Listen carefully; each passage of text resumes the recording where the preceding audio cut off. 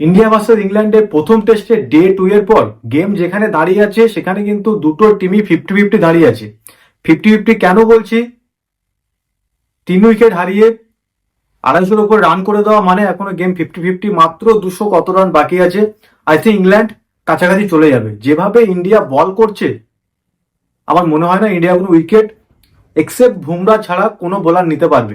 সব থেকে বড় ভুল যে শুভমান গিল শার্দুল ঠাকুরকে বল দিল না। আমি শার্দুল ঠাকুরকে খেলেছি কেন? শার্দুল ঠাকুর খেলেছি আমি বোলিং এর জন্য না। আমি যদি ব্যাটিং এর জন্য খেলাতে হয় তাহলে আমি নীতিশ রেড্ডিকে খেলাতাম, এক্সট্রা ব্যাটিং পেতাম। আমি শার্দুল ঠাকুর খেলেছি বোলারের জন্য, যে আমাকে প্রপার বল করবে, 20-30 রান হয়তো লাস্টের দিকে নেমে ইম্পর্টেন্ট করে দেবে। আমি বুঝলাম না শুভমান গিল কেন শার্দুল ঠাকুরকে একটা ওভার দিল না।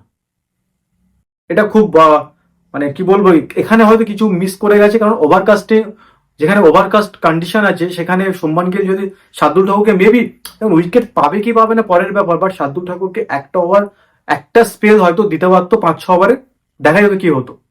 বারবার সিরাজকে ব্যাক করছে, বারবার প্রসিদ্ধ কৃষ্ণাকে ব্যাক করছে। আই থিঙ্ক শার্দুল ঠাকুর দিলে হয়তো মেবি ফেলতে পারতো, কারণ শার্দুল ঠাকুরের হাতে উইকেট টেকার বোলার আছেই আছে। প্লাস সব থেকে দেখুন একটা জিনিস বড় ভুল টেস্টে বা ক্রিকেটে, ক্যাচ মিস। তুমি যদি ক্যাচ মিস করো তোমার গেম হারবেই হারবে 90%। বিশেষ করে টেস্টে যদি তুমি ক্যাচ মিস করো, সেই ব্যাটসম্যান 100-এর উপরে খেলছে, তো হাফ চান্স কিছু মিস ছিল বা কিছু ফুল চান্সও মিস করে গেছে ইন্ডিয়া।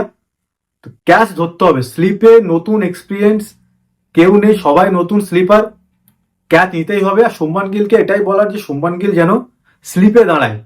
বুমরার মতো বোলার কাভারে দাঁড়িয়ে আছে, দরকার নেই শুভমান গিলকে দাঁড়ানো। শুভমান গিল নিজে স্লিপে দাঁড়াক, ভালো হ্যান্ড, ক্যাচ মিস হবে না শুভমান গিলের হাত থেকে।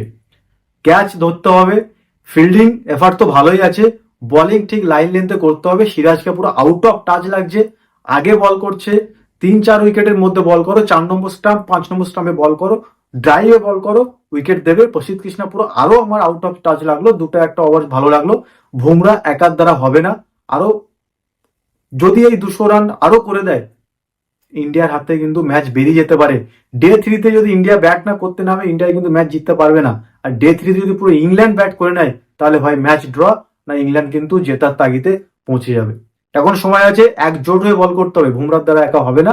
আর ডে 3-তে নেক্সট প্ল্যানে আসবে, আশা করবো শার্দুল ঠাকুর যেন বল করে।